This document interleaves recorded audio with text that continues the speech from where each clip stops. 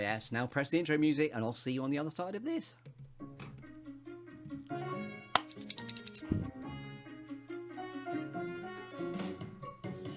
Welcome to another episode of the Good Listening To Show, your life and times with me, Chris Grimes, the storytelling show that features The Clearing, where all good questions come to get asked and all good stories come to be told, and where all my guests have two things in common. They're all creative individuals and all with an interesting story to tell. There are some lovely storytelling metaphors, a clearing, a tree, a juicy storytelling exercise called 5, 4, 3, 2, 1, some alchemy, some gold, a cheeky bit of Shakespeare, and a cake. So it's all to play for. So yes, welcome to the Good Listening To Show, your life and times with me, Chris Grimes. Are you sitting comfortably? Then we shall begin. Boom. Boom in the room. Fantastic. Ladies and gentlemen, welcome to another exciting episode of Your Life and Times with me, Chris Grimes. And I'm delighted to have in the Good Listening To Clearing, Matilda Leyser, woohoo, Associate Director of Improbable Theatre, and Mothers Who Make is your entity that's affiliated and associated with Improbable, I know. Mm-hmm. And you are extremely welcome. And we're going to be talking, rather excitingly today, about, amongst other things, I am going to curate you through the Good Listening To journey, but we're also, this is The Clearing meets The Gathering, which is a lovely imperative that Improbable are in search of as your own epic quest. So, Matilda Leyser, you're extremely welcome. Thank you very much. It's lovely to be here. You too. So yes, we had a lovely bit of an exchange and a flurry this morning because you've got a particular story of the day. So how's morale? What's your story of the day?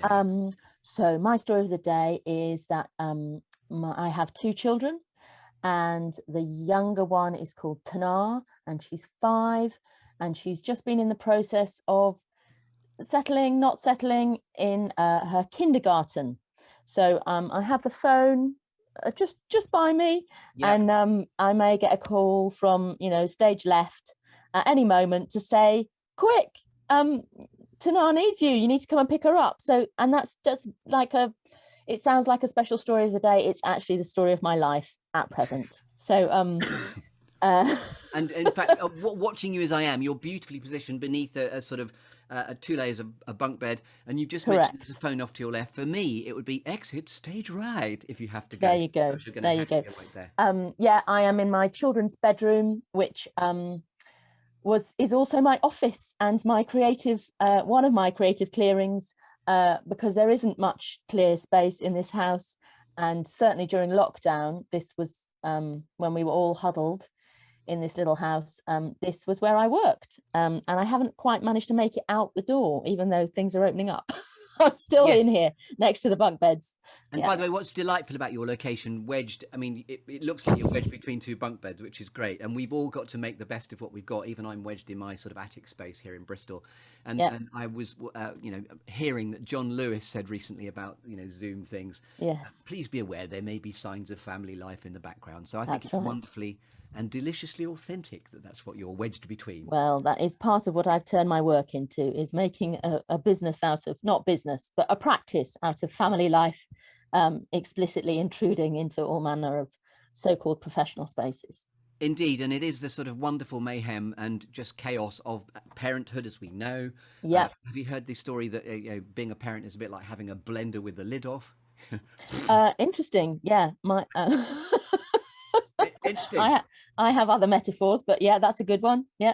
But Mothers Who Make, I know, is about making work even in the midst of motherhood, is one of the things you say about. Yes, absolutely. It's about a kind of ongoing practice of seeing, is it possible to sort of look at those two practices of caring and creating and see how they intersect and may even support one another rather than undermine each other, which is the kind of prevalent narrative in our culture, which is that you need to drop off your child in order to continue your work, or you drop your work and pick up the child, Yes. So it probably is very apposite that I've already introduced myself as maybe any minute having to pick up my child. Yes, and I love the word apposite, by the way, which reminds me of when I'm absent, your smile, I am opposite, a rainbow. Anyway, You know. Very good. Also, just to blow an extra bit of smoke at you, rather Okay. impressively, you were a circus aerialist for 10 years before I you was. came down to earth in an elaborate flourish, I'll wager, to become Associate Director with Improbable. I was, yeah. So you have a very impressive sense of balance. And then also, you've said that motherhood, you think, is more dangerous than being an aerialist. So in other words, it made me think of motherhood as a whole different type of vertigo. Indeed. And writing. That's the other thing I've taken up that is also more dangerous than being in the air, that I will just put in there. Yes. And which I will talk more about. Wonderful. So let me curate you through the wonderment of this journey, which is we'll talk about clearing. And if you've not listened to the programme before, where have you been? But it's a clearing. Then we're going to talk about a tree. We're going to shake your tree to see which storytelling apples fall out. How do you like them apples? Then we're going to talk about alchemy gold. There is a squirrel, and there's a cheeky bit of Shakespeare, and there's a cake. Very good. Bring it on. Bring it on. So, and by the way, you also made me laugh when we first got in touch because I was trying to work out how to pronounce Leyser because it's Leyser, and you told me about your brother who nailed it. So what does your brother do, please, Matilda? Well, nowadays he's a TV producer, but at school, yes. So we have all lived with the challenge of our surname, because if you see it written down, you say Leyser or Leyser or something like that. So his nickname throughout school was 30, because it makes sure that if you're called 30, then your surname has to be Leyser. Yes, and so, I don't know what you do about if you're called Farty at school, you're doomed. But 30 is 30, good. 30 Leyser. 30, not Farty. Correct. 30. So for top marks for getting the surname right. You're very welcome, and indeed you are welcome. So let's get going. So Matilda Leyser, I think you'll find. What is a clearing like for you, metaphorically or literally? Where do you go to find your sense of inspiration and able to create peace? So it's changed over time. I kind of feel I need to bring a time machine into your glorious array of metaphors, because once upon a time, and for much of my life, it, as you've already referenced, it was high up. So I was an aerialist, and before that, as a child, I spent my life in the trees. So I know that slightly also messes up your later metaphor of shaking the tree, because I'm already up the tree in my clearing. So there was a yew tree in our garden, and that hung over the garden roof, and there was a little place just up above that, up on the wall under the yew tree, where I could look down on the garden, and that was my childhood clearing for many years. And then now it's I don't have much access to that, so it's a piece of paper and a pencil. And in the future, as you already thankfully referenced in our intro, in Improbable, we are heading towards creating a clearing, so which we're calling the gathering, because if you gather and you gather in a circle, you create a clearing in the middle. So I'm going for all three, please, if that's possible. I love that. And up by the tree, piece of paper on the ground, down, and then a kind of a future dream of a gathering that we're going to make. Delicious. And we've got a sort of doodlescape to be on the pad as well. We've got, and it's not disappointing at all that you could be up in the tree, because indeed I had a bit of a late night, couldn't sleep very well, but a half waking dream about there being a drone required in the clearing, which takes a sort of very good sort of drone's eye view of what's actually going on here within the clearing. And I love the fact that there is a synergy and a connection between your gathering and my clearing, and it resonates for both of us. It also goes right back to my early training as a drama teacher, and you know that joke that drama teachers like to do it in circles. So it's all really there you go. Well, we do, So you're going for all three, but let's get you to commit. So do you want to be all right? In the canopy? Initially, I'm going to start up the tree and then see how we go. Wonderful. And it's where was this childhood tree? So I grew up in a family of eccentric Oxford academics, and so we were just in a village on the outside of Oxford. Wonderful. Yeah, and so my little clearing, my ledge in this yew tree, looked down over the garden, and I could see my father's study window.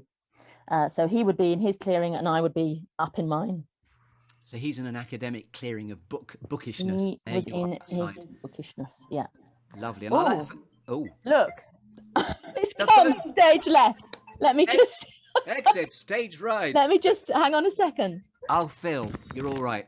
Now Matilda has exited stage right to Hello. possibly get the phone to see if Tanar is needing Mummy to come and collect her Okay then. as she All right. tries and gets used to being That's okay.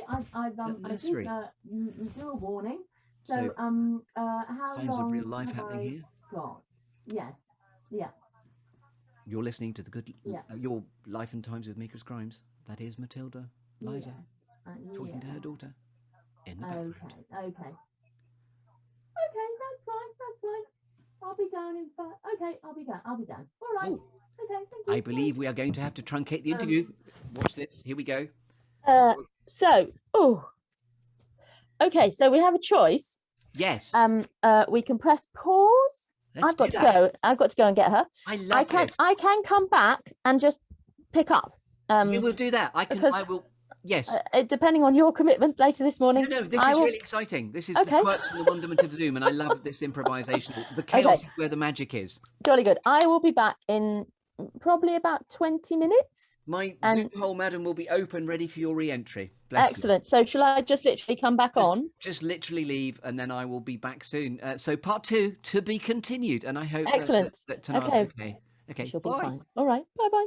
Bye. Oh, now, very excitingly, there's been a bit of real-life chaos happening, and the joys of improvising. The magic happens when it all goes wrong, as we all know. But anyway, Matilda Leyser is back in the clearing. I am back from the school pickup. You just went, squirrels, and left to pick up your own squirrel or your own gibbon at the school. Is she back home with you now? She's back. We may get a new kind of live squirrel interruption, but let's see how we go. Wonderful. So we just got going, if we may, back in the theory, where you've got a bit of a nice cheeky combo of the... Yeah, you're going to shake a tree while I'm up it. Lovely. And it was an L, no, what type of tree? U tree. I think you'll find. Okay, so, right then, we're in your clearing, which is a yew tree, and just off in the distance is your father's study in Oxfordshire. Yeah, I'm up the tree. You're up there. And so now, within your clearing, we're now going to shake your tree to see which storytelling apples fall out. Okay. So, first of all, 4 things that have shaped you. We will talk about the clearing overtly in a little while once we get into the alchemy and gold bit. But going back in your own timeline, back into your yew tree, 4 things that have shaped you, Matilda. Okie dokie. Number 1, slightly surprising perhaps, fear. So according to my mother, I came out scared, and I used to have a joke when I was an aerialist, and people asked me, why I was up high doing that particular job, and I would answer. I mean, it was a bit of a joke, but it was also true that it was. I've always found being alive extraordinary and absolutely terrifying. Wow. And so it was when I became an aerialist, it was like a relief. This is also slightly true of just being a performer altogether, but it just ups the ante if you're also 10 meters in the air whilst you're performing. It was a relief to find a job where that fear was appropriate. You go, wow. I meant. So you use almost like the metaphor of you use the fear as a sort of thermal to then soar in the sky. Sort of like I'm 10 meters in the air, I'm on a stage. I'm meant to be afraid. It's okay. Whilst, walking around, going to the shops and back, that level of fear just didn't feel quite, yes. You're not meant to feel that scared. So, which I did. So, and I, for a long time, it really, I sort of was racked by not just the fear, but also the sort of doubt of going, hang on, I'm white. I come from a very, from an Oxford academic background. We grew up in the same house, tremendously sort of stable childhood. What's going on? Why do I feel terrified? And how many siblings do you have around you? I've got 3. I'm the youngest, and I do think now, as I've grown older, that but it is inherited. I had both my parents, partly why they kind of rooted so deeply is that they both came from tremendously unstable backgrounds. So my father was a German Jewish refugee. He escaped from Nazi Germany when he was 16. Wow. And came to this country not knowing if he'd ever see his parents again, who were in hiding in Holland. And then my mother was tragically orphaned at the age of 8. Her mother died of an illness and her father committed suicide the same night. And she then went on a kind of, childhood of multiple homes and boarding school, etc. Tuning into, sorry, the most extraordinary thing of the death of the mother and the father on the same night. Good grief. Yeah. So exactly, good grief. And I it took me till I was quite old to kind of go, oh, maybe it's just it's even got a fancy name that I quite like. It's called intergenerational post-traumatic stress disorder. Go you with a bit of intergenerational post-traumatic. I know. Come on. People have heard of post-traumatic stress disorder, but apparently can be, because I was always not only sort of very afraid, which has shaped my life in good, and I feel like it is a fuel for my creative, the sort of urgency with which I feel the need to be creative. There's a delicious irony, sorry to interrupt you. You know how stereotypically parents get more and more relaxed about parenthood the more they sort of pop out. Yeah. And yet you're the fourth child, but you came out the most afraid. I think so, because ironically, because by the time I came along, my mum was like, I've got this down. Like this child's going to have, she's going to have it all. She's going to have the most, by the time I came along, my mum had there was a massive age gap between my parents, 21 years. Wow. So when my mum first married my dad, it was slightly scandalous. She was a student, he was a professor. And she I think she felt more of a need to kind of do the thing, be the professor's wife. And by the time I came along, she was like, nah, not going to bother. Yes. She was determined I was going to have the childhood she never had, And then you took to the canopies. I love that. And I think partly almost because of that intensity of, this is it, this child's going to be the one with the perfect, the perfect childhood. Somehow I also inherited the biggest dose of fear that was underneath that need to provide security. They were both like, we're gonna be really secure. And I love that the first bit of shapage is the sort of and coming out scared, which I love. Yeah. The idea of this construct, by the way, is round about once a decade, something pretty profound and seismic has shaped you. So I love the fact that you're the first guest I've had where it's like, and that's the first thing that shaped you. Yeah. And people think that, and I do associate that with my need with what drove me up into the air, both because the ground, earth, felt kind of dangerous in itself, and also people associate being an aerialist with flight, and I never did flying trapeze. I worked on a rope, and it's not the predominant action is not flying. The predominant action is holding on bloody hard. Yes.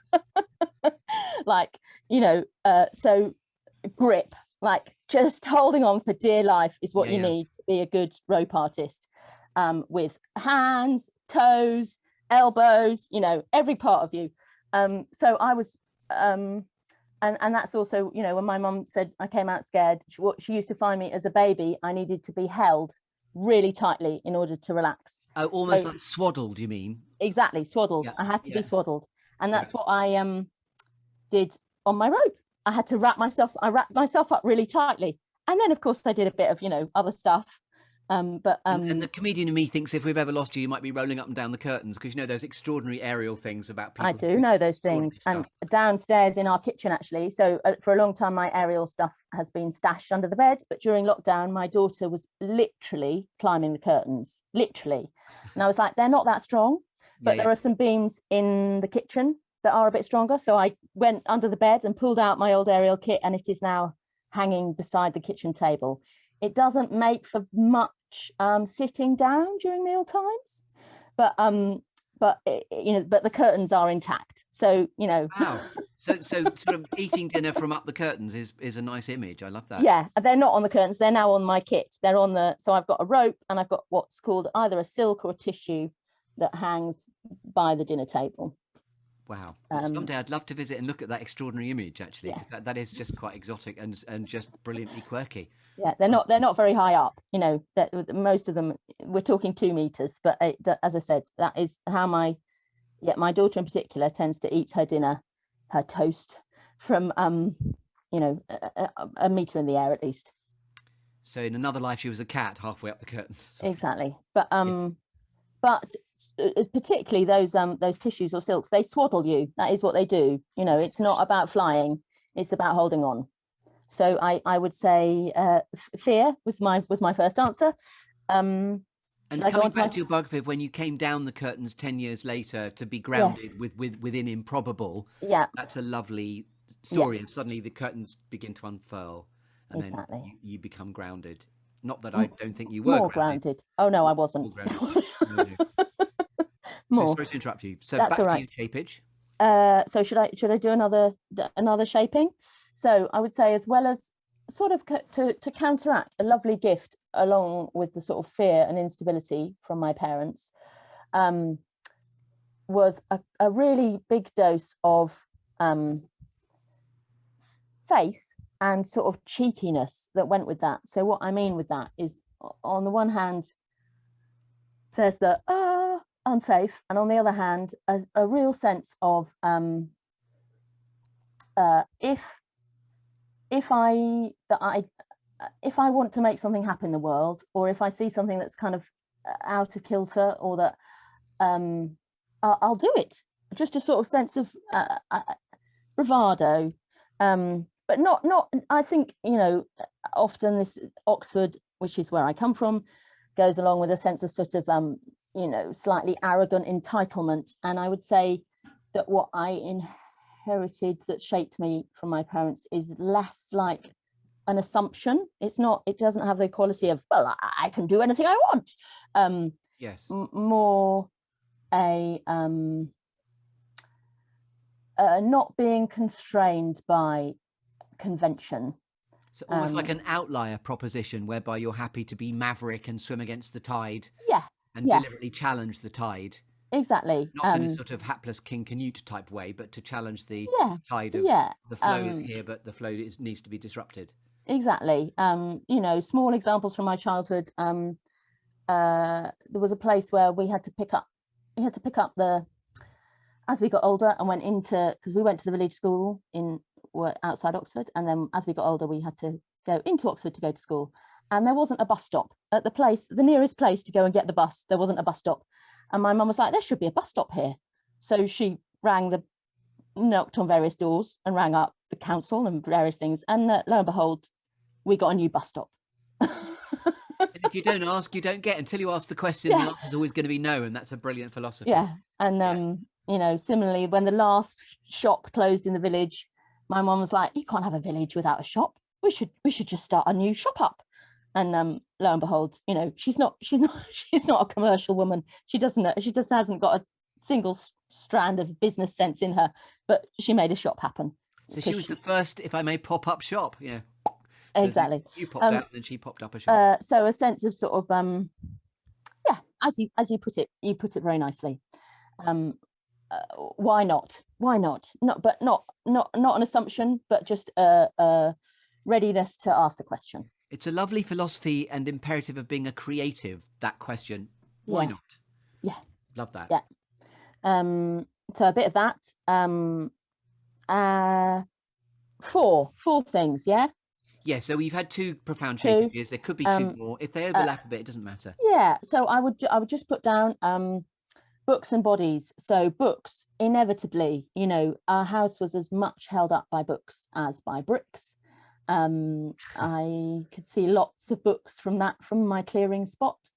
And if you opened our kitchen cupboards, where you might expect to see plates and whatnot, there would be books. You found books, which would fall out a bit like a cascade. Which would fall out, and which were my primary medicine. So, you know, I was a very frightened child, and the main thing that would calm me down was... By the way, I can't resist the connection and the synergy. When I was interviewing your partner, Phelim, when he talked in his life, there have been certain books that have literally fallen off the shelf and they've become his future.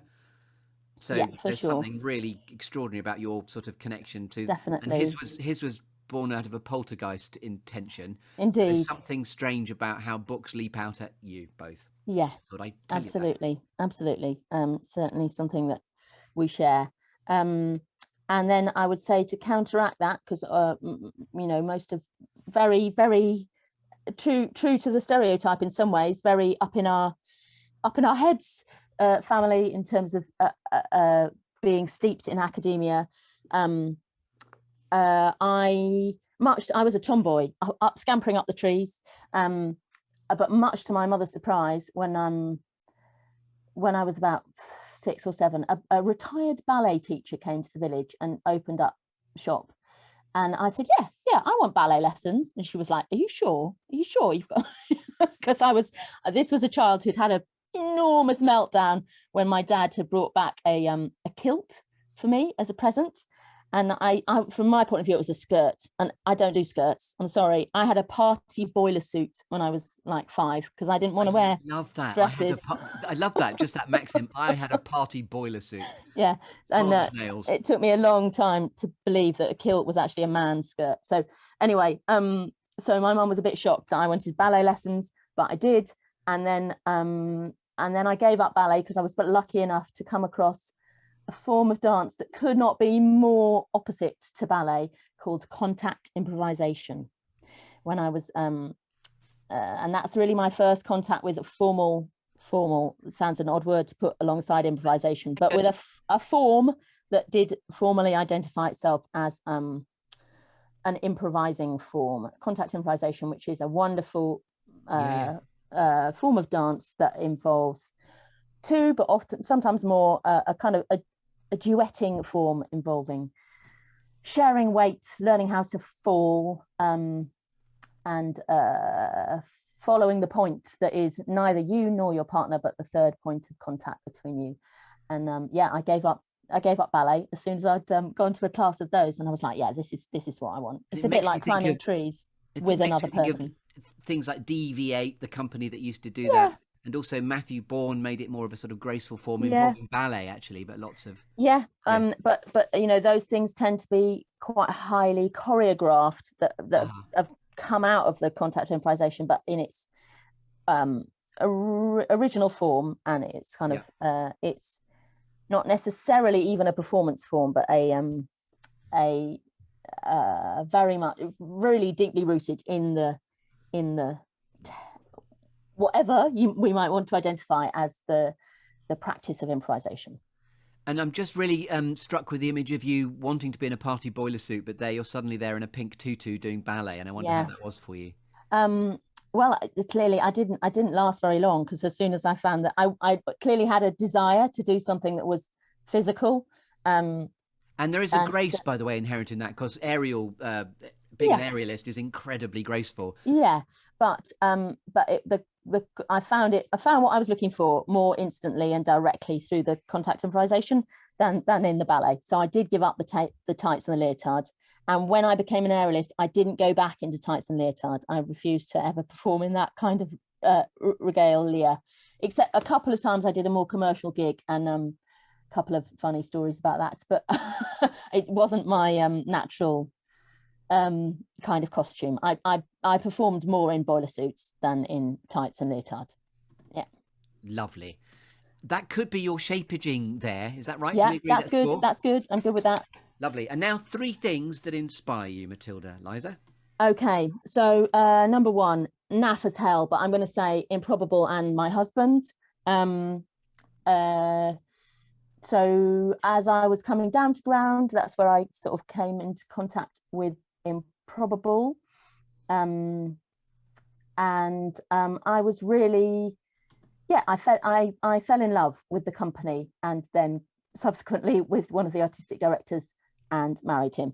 But one of the things I fell in love with was the practice that I witnessed in the rehearsal room, which I have very much continued to sort of follow and take to its extreme through Mothers Who Make, which is a practice of not, of challenging the idea that runs through the theatre, but many lines of work, about a kind of dichotomy between a professional and personal life, where the personal is kind of denigrated and the professional is what you're meant to do. So you're meant to leave your personal stuff at the door and, you know, come in through the door into the professional space.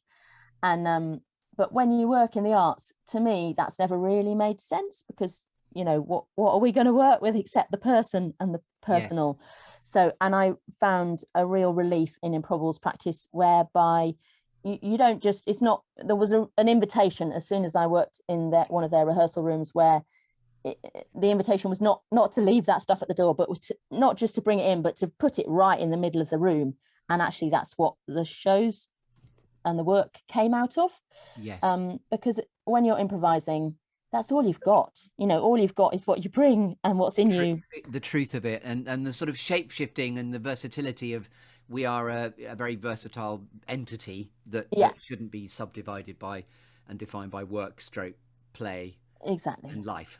Love that. So I'd cite them and many things about the way that Improbable work that have deeply inspired me. Were you watching Improbable from up atop the curtains for a while? You didn't just come straight down into the arms of Phelim, I'm assuming. It was not really. Actually, I turned them down. That was a bit of a joke. Subsequently, they offered me a role in the opera that is currently being restaged at the ENO Satyagraha. The first time it was on, I was offered a part in the ensemble for that, and I turned it down to do a MA in European classical drama, because I thought, which is sort of hilarious, but I was getting so tired of, as an Arialist, the sort of assumption that I was a pretty piece of wallpaper. You can imagine that didn't sit well with the boiler suit part of me. Yes. Which is often how, you know, having the aerial career opened up many amazing doors, but also ended up feeling like a box.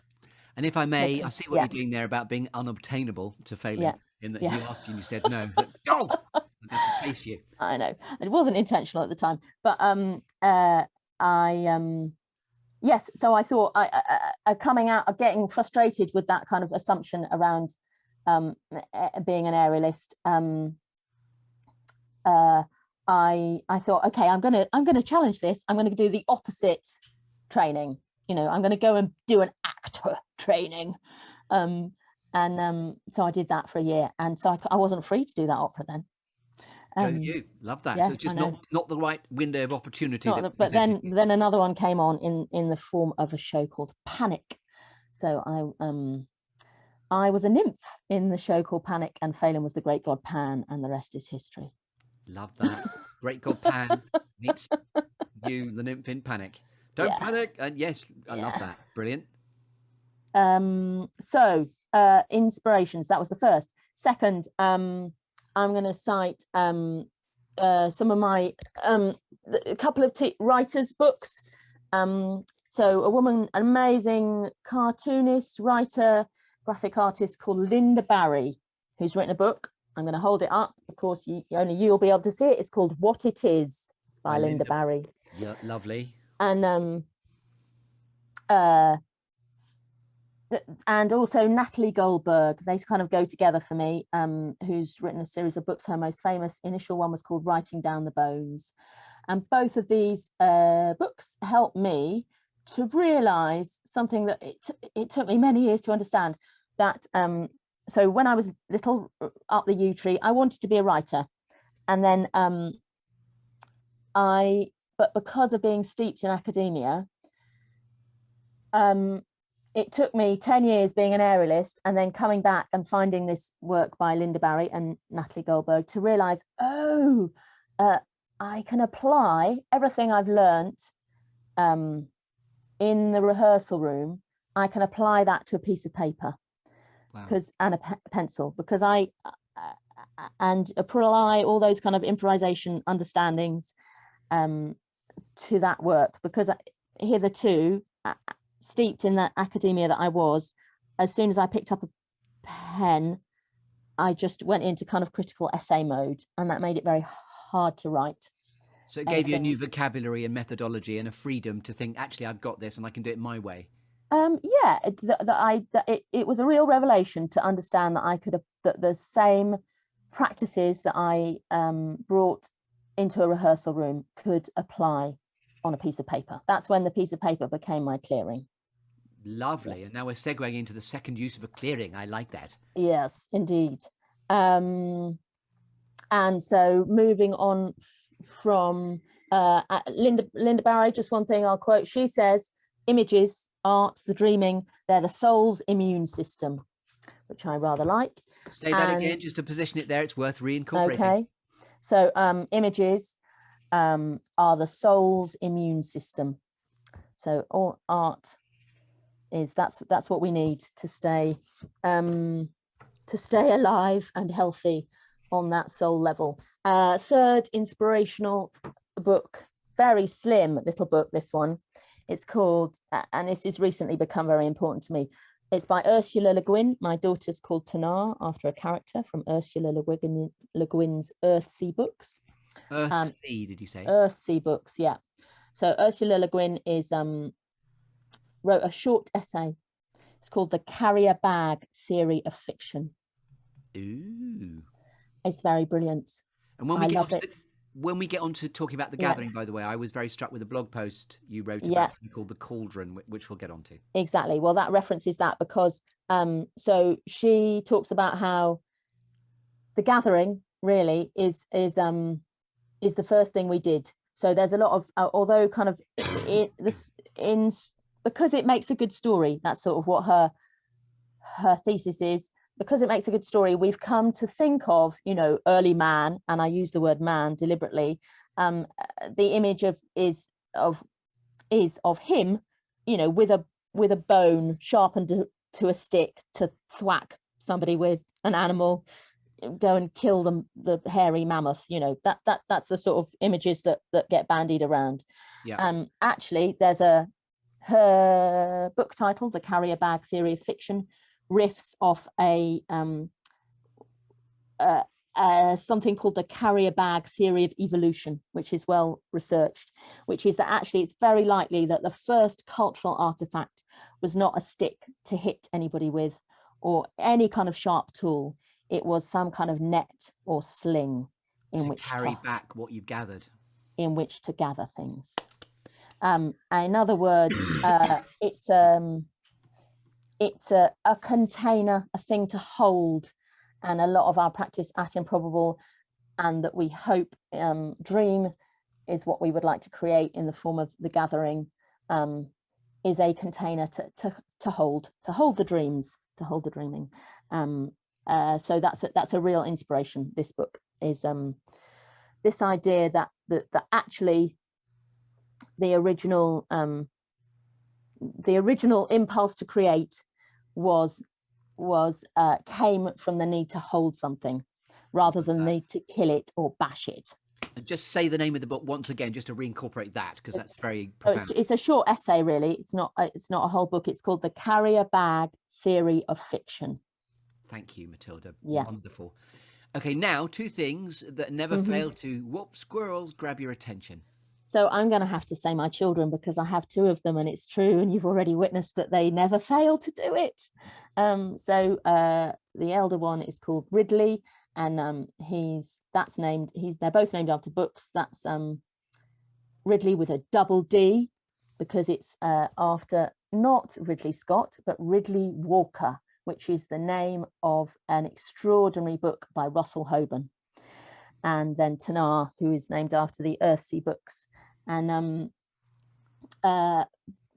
definitely one, probably both of my children are neurodiverse, which is a very trendy term nowadays. But you mentioned earlier the metaphor of parenting being like, blending with a food blender with the lid off. That having neurodiverse children, it just, parenting is already challenging hugely. But it turns parenting into a kind of extreme sports, having that little extra. and in sort of lay person's terms, neurodiverse, that's a new classification for me. I've not actually heard that. Sure. Okay. So it's so my son has a autism diagnosis. He's 9. My daughter doesn't. as yet, maybe may get one, may not. They're useful labels. Under the neurodiverse umbrella, there's autism, there can be ADHD, dyslexia, dyspraxia, different ways of thinking. It means your brain, your neurology is wired up in a way that is not necessarily in line with the way in which our culture, society expects brains to be wired up. Thank you for that beautifully eloquent classification of that. Yeah. Thank you. Sorry that I'm curating the journey in a way that I'm trying to make it time bound. This is delicious stuff. You're giving me Alchemy and Gold by the bucket load. We're coming on to that. Yeah. What's a quirky or unusual, and you've given us these actually, but what's a quirky or unusual fact that we couldn't possibly know about you, Matilda? Okay, so you think you're talking to Matilda Leyser, and you did so well in passing the correct pronunciation of the surname. You're not. You're actually talking to Lynette McDermott. And I still find it hilarious that I have no idea who that person is, but that's who you're talking so on to. passport, you're Lynette McDermott. I am Lynette McDermott. So McDermott is obviously my married name. I had to make that decision very fast in, one of those moments that I had to, well, there's a whole story surrounding Phelim and my marriage, but it meant I didn't really consider it. I just sort of signed a form and was like, oh shit, I've just given away my name. Okay, never mind. But the Lynette has a funny story behind it. So my middle name is actually Matilda, but my parents, being the people they are, they thought that Lynette Matilda Valerie Leyser scans better than Matilda Lynette Valerie Leyser. And they thought that the scansion of my full name that would be probably said aloud once in my life at my christening was of such importance that they should reverse the order of the names. Parents, what are you going to do? I don't know. But Lynette is actually, it's the name. It also comes from a beautiful book called The Children of Green Know, in which Lynette is a kind of ghost girl that haunts. So my ghost name is Lynette. Love that. Just give me that book title again, because you said it. The Children of Green Know by Lucy Boston. You are extremely well read, madam. I love all these positions of these books. This is lovely, wonderful. Yeah. So, if I may, keep going. That's your canopy of your trees shaken. Yeah. Now we're going to stay in the clearing. And it could be where you want to talk about the gathering or not. I don't mind. It's your journey. Yeah. So, Alchemy and Gold. When you are at purpose and in flow, Matilda Leyser or Lynette, Dermot, what are you most happiest doing? Well, that's a sort of tautology, because I'm most happy being at flow, so at the moment that takes the form of writing. So I'm writing, and I've written a whole novel which I'm in the process of re-editing through the process of following, just to reference back, the Linda Barry book, what it is, and she's got a basic exercise in there that is what I'm happiest doing at the moment, where you start doing a spiral on a page, and she says a poem. I could say it very quickly. It's a Rumi poem. Do you know Rumi? Go for it. Okay. And you say that poem, and then you start writing. You kind of fill out an image, do your spiral, and then keep your pen moving. So the Rumi poem that I do in order to get myself into that place of at flow, it goes like this. You're sitting here with us, but you're also out walking in a field at dawn. You are yourself the animal we hunt when you come with us on the hunt. You're in your body like a plant is solid in the ground, yet you're the wind. You're the diver's clothes lying empty on the beach. You're the fish. In the ocean, there are bright strands and dark strands, like veins that are seen when a wing is lifted up. Your hidden self is like blood in those veins that are like lute strings that play ocean music, not the sad edge of surf, but the sound of no shore. There you go. Rumi, care of Linda Barry, The Sound of No Shore. Does that answer your question? It does. Gosh, that's alchemy and gold right there. Boom. Love that. And I was just wanting the silence to hang there just to go, yes, cop a load of that. Yeah. Wonderful.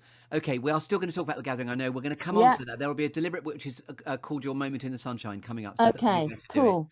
But this is now, I'm going to award you with a cake now. Jolly good. So this is the legacy of our conversation. It's stuff like and including, what's the best piece of advice you've ever been given? What advice you might proffer to a younger version of yourself, and then an inspirational quote, of which you've given us many, which are pulling you towards your future. Okay. And then inspired by Shakespeare and all the world to stage and all the men and women merely players. What about legacy and how you'd most like to be remembered, Matilda? Sure. That was a big slice of cake all in one go. The first bit where my best bit of advice, is that right? Yes. Yep. Okay, so when I went into that fatal improbable rehearsal room, I was told, again, this is kind of a bit like the Linda Barry quoting Rumi. This is Phelim, McDermott and Lee Simpson quoting The Fourfold Way by Angeles Ariane, I think I'm pronouncing that right, which is that there is only 4 things you ever need to do, ever. And they are: turn up, pay attention, tell the truth, and don't be attached to the results. That's it. That's it. Nothing else. So that's good, isn't it? That's gold. That's awesome. We like that. Keep going. And another sort of metaphor that's really stayed with me from that initial rehearsal room, we talked about, so we were exploring the great god Pan in the woods, and we talked about the fact that a lot of the time when you're making a show, you kind of go, oh, we want something magical to happen. Okay, I know, let's like kill a deer, stuff it, and then we can bring it on stage. Then we know that we're going to have a deer to show the audience, you know. The other way of going is you go, we called it the shy deer. You create a clearing, in fact. You create a clearing in which you hope a shy wild deer might turn up. You don't know. You never know. You just got to sit and wait. It may not turn up and it might be really awfully... God. I have to say, a deer. Sorry, it's just a joke about a deer female. I know. I love that you create a clearing and a shy deer comes in. May or may not come. You don't know. That's the risk. So I guess that's still also a bit of advice that I continue to live by. You've got to risk the fact that it might not work. But it's better than having I would prefer to go for the potential of a live shy deer than the stuffed one that is reliable, much more reliable. Yeah, stuffed deer is more reliable than random ones that have a life and actually like live. But may not go where you want them to go. Love that.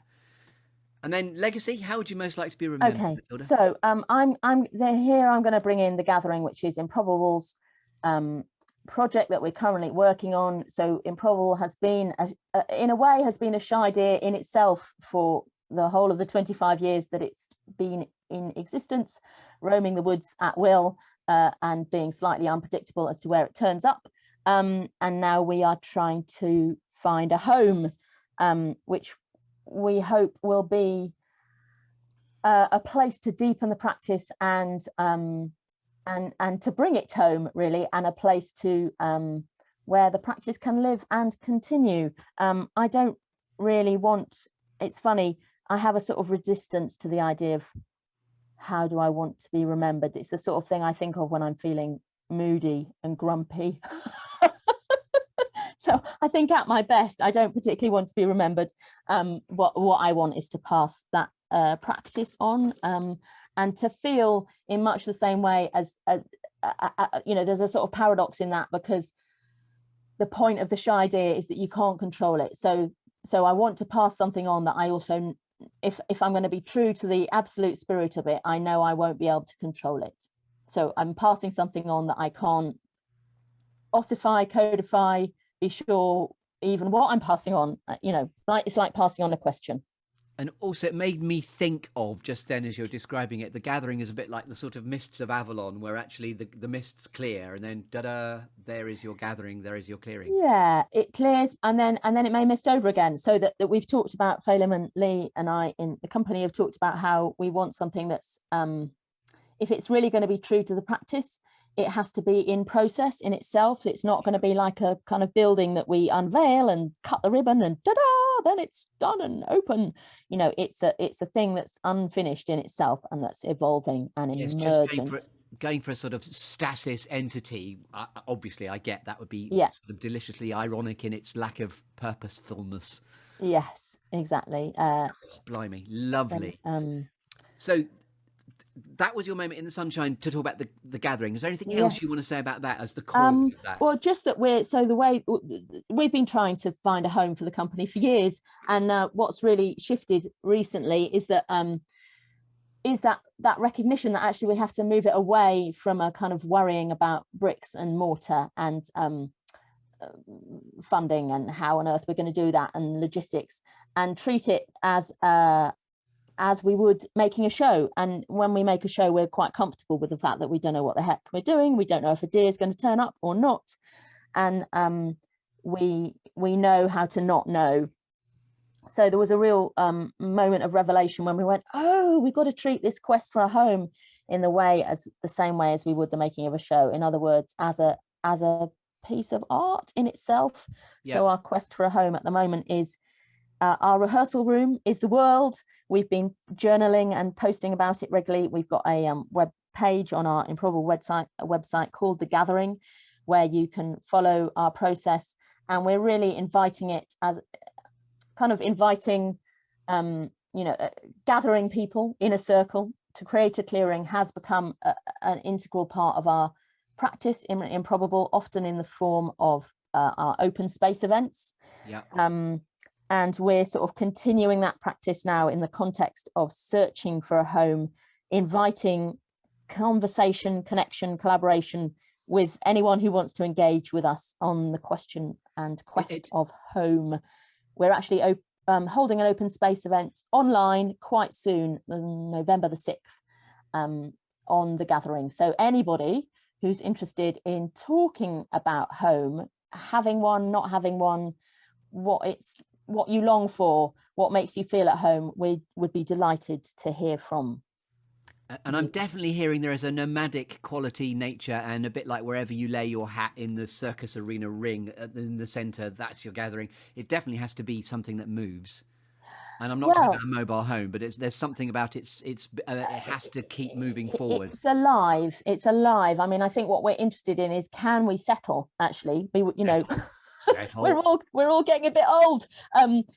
Can we bed down in one place whilst keeping that sense of something unfolding,